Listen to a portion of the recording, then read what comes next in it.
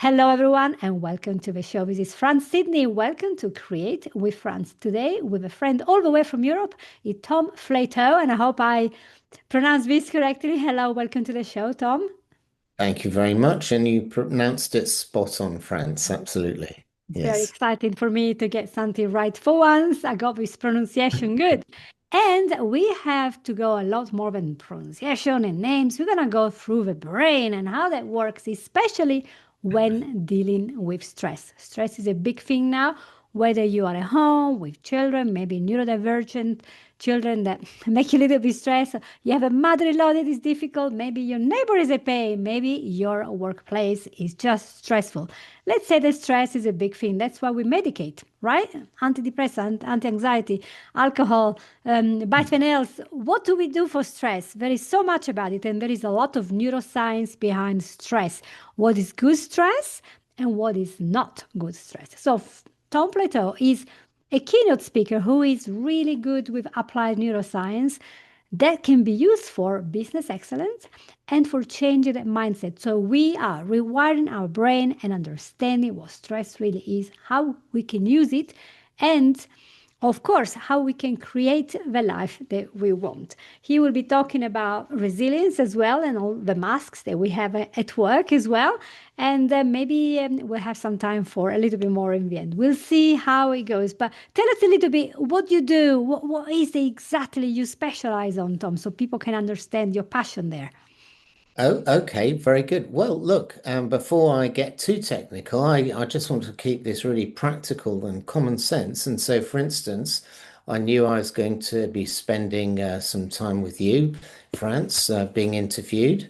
And so, what did I do beforehand? Well, I'm lucky enough to live on the coast. And so I cycled down to the sea, had a swim, and then cycled back up our hill. So just, everyday things we can do to de-stress ourselves. Um, I wouldn't say that swimming is a passion, but just doing some exercise gets the endorphins going round the brain and is a natural uh, de-stressor. So that's something very simple. And in fact, any exercise is great. The other thing I do is play tennis. So if you've got a sport, when you're engaged in that sport, playing a sport, you're so focused on what you're doing, you can't think about all those niggly things that are going on in your brain in the background. So that's just some sort of really everyday, simple things that everyone can do wherever they are. That's true. So, as you guys can understand now, Tommy is not just talking about stress, he's actually showing you how to deal with it. And I know you're a keynote speaker, so you're very active on LinkedIn, you have all these videos and stuff, and wow, but what is this stress? Is it just a negative thing that we have to shun away for good? Well, no, a lot of people, when we say the word stress, we automatically think of something negative, don't we? But actually, there's good stress as well. And we can define good stress as it's called eustress. Bad stress you can think of as distress. And so, for instance, if you're bored, if you haven't got enough to do, whether at home or at work, if you just bored and are unengaged, that's actually negative stress. Everybody needs a certain amount of challenge, some objectives, some goals to achieve something they want to do, want to achieve, and that is actually good stress. That's called eustress. So it puts a bit of load on us, but in a positive way. Um, and then once you get way beyond your threshold, your cognitive capacity, we call it, that becomes negative, deep. That's distress. And what's really interesting is that for some people can feel totally fine with this level of stuff going on, whereas other people go into distress. So it's how we perceive what's happening. So it's not necessarily what's happening, but it's how we perceive it. And that's really key. So if we can uh, change our perception, we can change the impact that stress has on us. Right. So, how do you change this perception then? Well, that's a really a good point. And let it we talk a lot about mindset. And so let's say something you have a challenge, something goes wrong, something you didn't want. There are two ways of looking at it. First of all, you can look at it as, oh my God, this is a problem. Oh, this is terrible. What shall I do? And that will tip you into distress. But if you think, okay, well, that wasn't what I thought was going to happen. That wasn't exactly what I wanted. But how can I view this as a challenge or even an opportunity?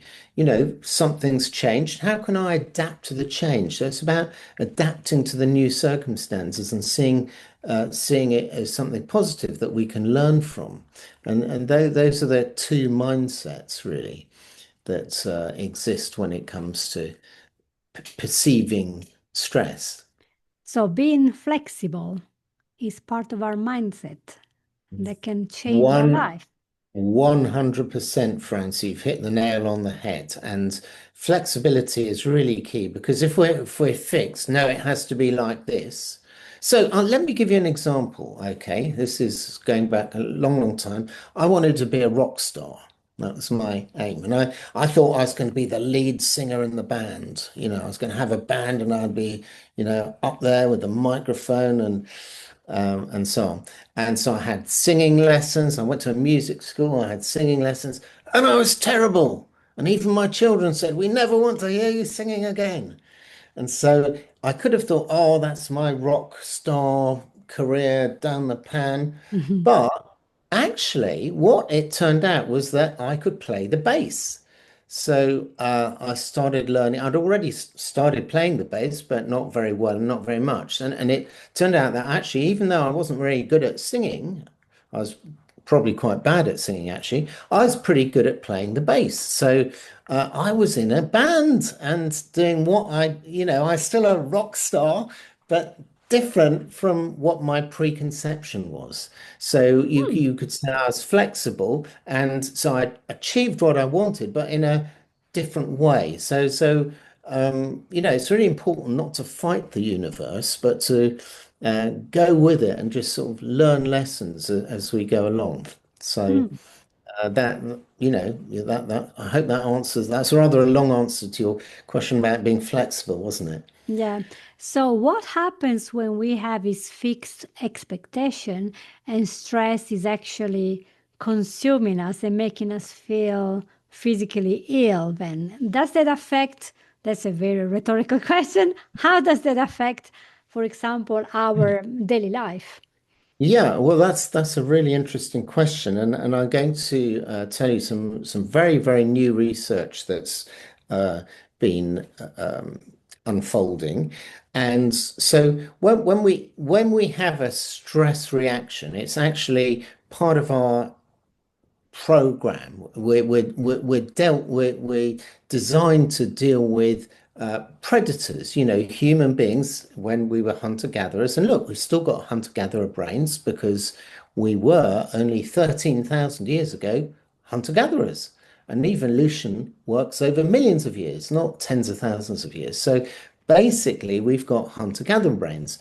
And we are designed to escape from predators. So if there's a predator, if there's danger, that puts adrenaline in our system, and so we can fight or flight.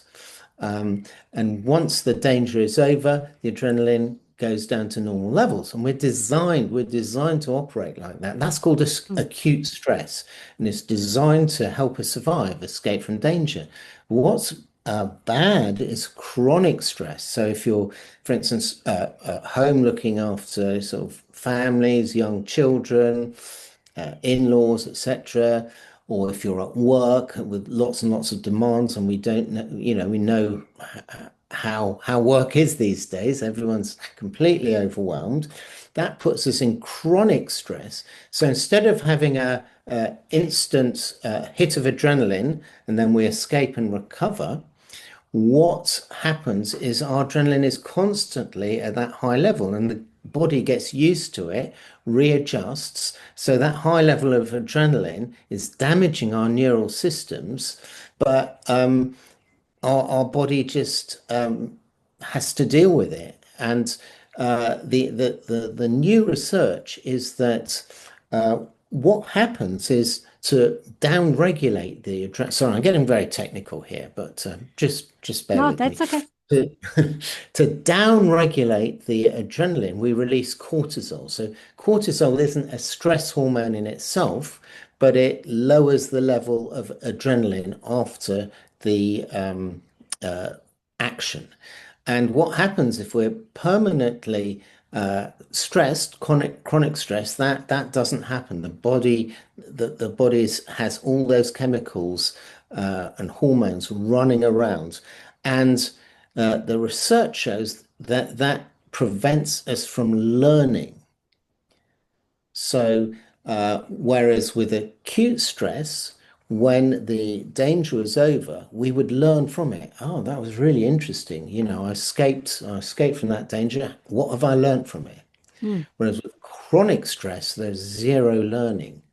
And of course, these days we're not escaping from predators, but what we're doing is escaping metaphorically from social threats. So someone saying something we don't like, being shut down in a meeting, those are the equivalent. We call those social threats rather than physical threats. Interesting. So you know how this stress works. So when you go to a company and talk to them about the culture and how to change so we become resilient, do you do exercises with them or do you just lecture them and they're like, oh, that's it, now we got it? So how do they do this mindset Well, shift? it's very interesting, Franz. And no, you can't just lecture people and they'll get it because we have to get it emotionally as well as intellectually. So yes, we do exercises.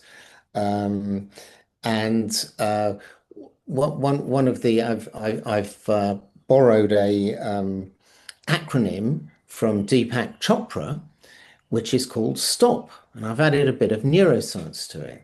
So, if we are find ourselves getting stressed out, the way to deal with it is to stop, and each of those letters stands for something. So, S stands for smile, because you see, if we smile, we have facial feedback. So the brain detects we're smiling and it says, ah, he's smiling, he must be happy. And it releases dopamine and oxytocin to make me happy.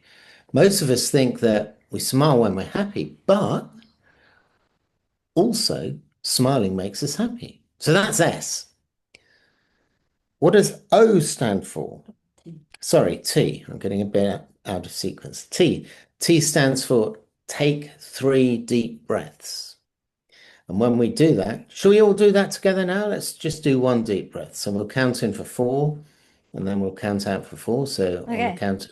Okay, are you ready, Franz? I'm ready to Okay, breathe. ready to breathe in. 1, 2, 3, 4. And out for 1, 2, 3, 4. How are you feeling? Feeling great. Totally de-stress. I'm a hypnotherapist, so I Oh, yeah. breathing Breathing, yeah. So you know all about to breathing, relax. and Yeah. and yeah. So we normally I'd say do that 3 to 5 times, and what that does is it triggers the vagus nerve, which is the longest nerve in the parasympathetic nervous system, and that's our rest and digest system. Um, and that because you see when we're in stress, we take fast, shallow breaths. So saying no, and again the brain detects, he must be safe. He's breathing deeply and rhythmically. So that's T. Then we have O, and O stands for observe. So I think, what am I feeling? And we need to be as precise as possible because when we do that, we invoke our thinking brain rather than just our emotional brain, which is in a state of fear. So I might think, what am I feeling? I'm feeling really agitated. Yeah, so not just fear or negative, but try and be as precise. Is it agitated? Is it scared? What am I feeling?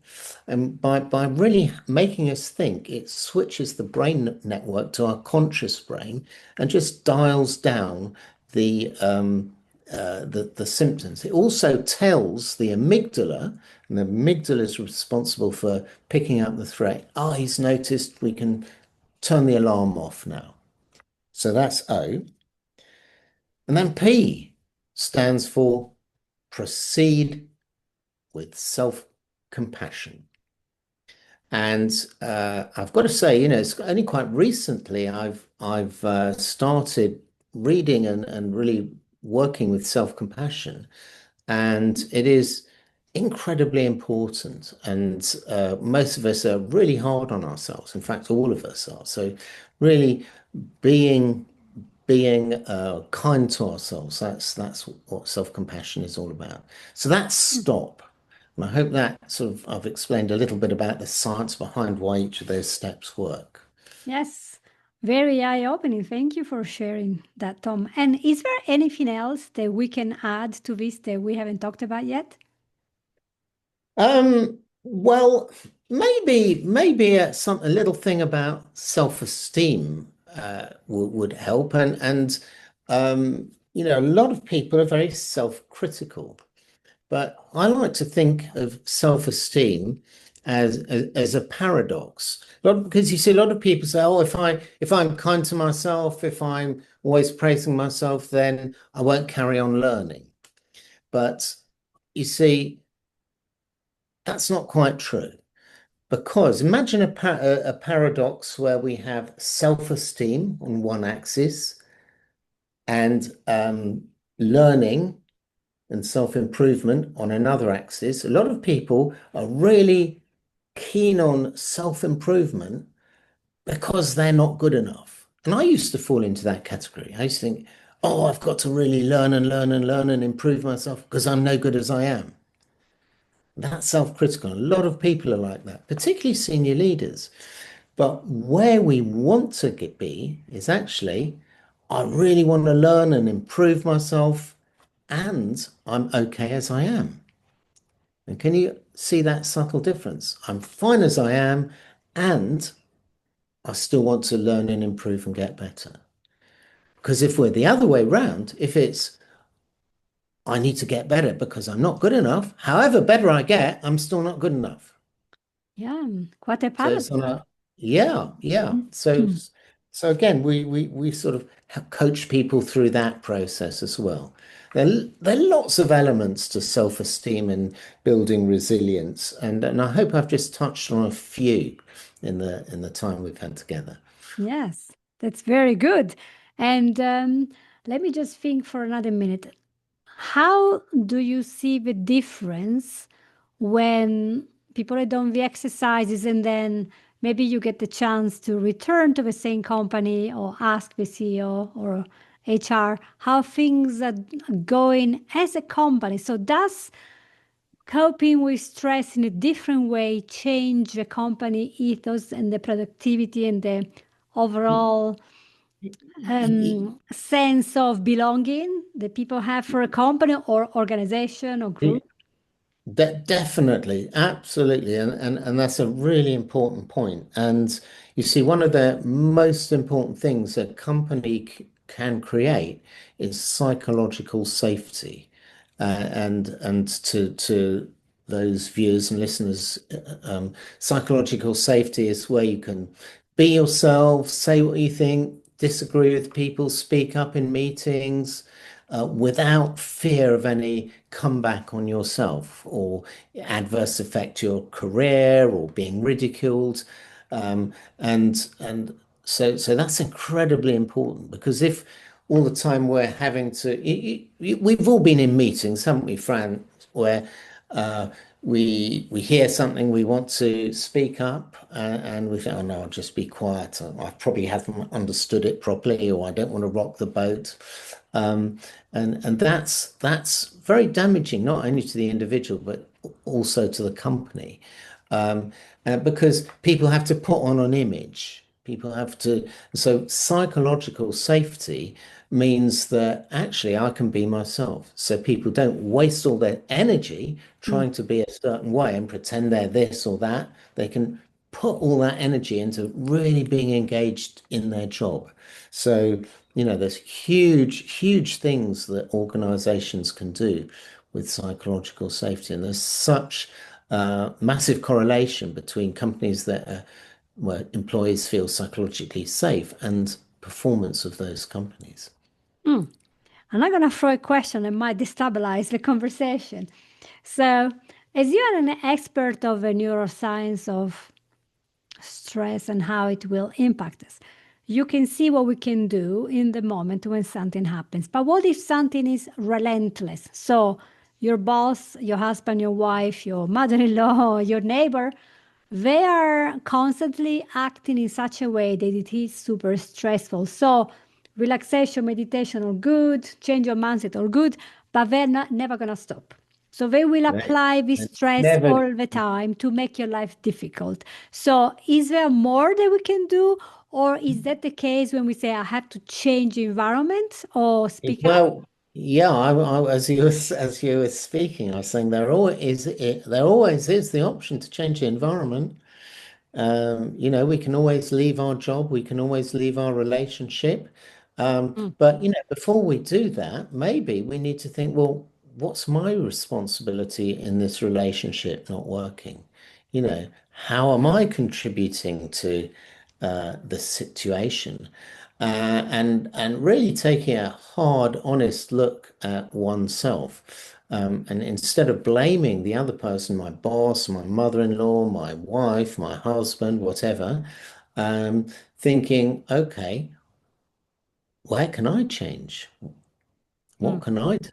And so often, if you change, because you've got no power over the other person, you've only got power over yourself. If you change, who knows what the results will be? That's very true, isn't it? Sometimes we're so good at blaming the world. Do you know what? You reminded me of something. I've been reading the Stephen Covey famous book about the habits of successful people, Yeah, and yeah. and it's like quite a thing in there, right? And he was saying he raised his own children to be very proactive and to focus on what matters. But one day he asked his son, I think it was Sean, and he said, how are things going? And Sean say, oh, well, I am so stressed. We're so far from work. So every day I have to go in a long trip in the car. It's very stressful, all this traffic. I hate it. I go to work. My boss is so and so. I just find it so stressful. I hate it. And then another thing. And then his father listened to all this list of complaints and goes, wow, I can't believe I'm hearing this. What are you doing? Move house, go closer to work, change boss, change this. You can take action. You can.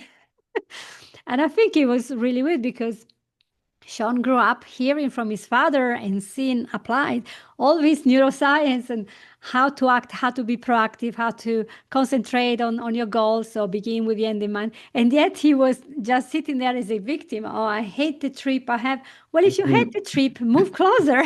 It's just, Yeah, just yeah, absolutely, absolutely, absolutely. And I live in France. mm, Why do I live in France? Because I was very opposed to Brexit when it happened in the UK, well, nearly 10 years ago now. And I could mm. have carried on moaning, but instead I thought, actually, I don't want to leave Europe, so I won't.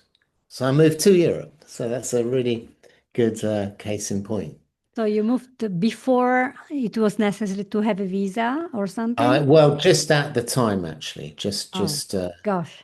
yeah, there was just a transition. We were lucky to get in on that. Yeah. So, And but you're yeah. you're right. Good. We've got this acronym above the line and below the line. So above the line, you take ownership, accountability, and Mm. responsibility, and below the line, we make excuses, we blame, and we're in denial. And it's really a question of thinking, oh, do I want to be above the line or below the line? Exactly. So, final tips before we wrap this all up. What would you say to people who are under stress now and will want to take action today? What is that they're supposed to do immediately? The first thing, the first step. Well, I would say, I mean, my go-to is deep breathing.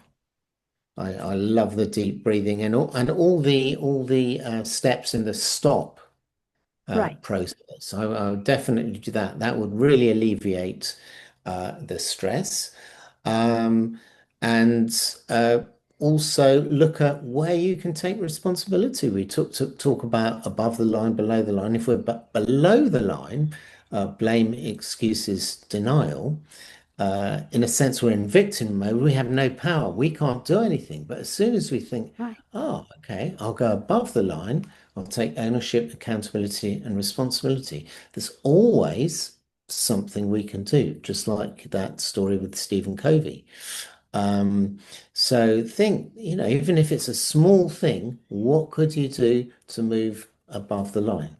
It sounds simple, but it's incredibly powerful because it gives us agency. It puts us back in the driving seat, if you like. Hmm. That's a great ending. Well, thank you so much, Tom, for being here. And I also remind you guys listening that if you go to teamworking.com, and we're going to put all the links in the description of the episode, you can find out more, even have Tom coming to you to help you, or maybe have a Zoom call or some conference. And he'll be very happy to help you as a person, as a family, as a company or organization, church, whatever. If you need to change a culture and address these issues by adding resilience and more harmony, that's the place where to go. I think it's a great place. So thank you so much for being with us today. Thank you. It's been a great pleasure. And thank you to everyone watching and listening. Please, guys, remember to share this episode with your friends because, stress is everywhere. So thank you so much. I'll see you all next week. Bye bye.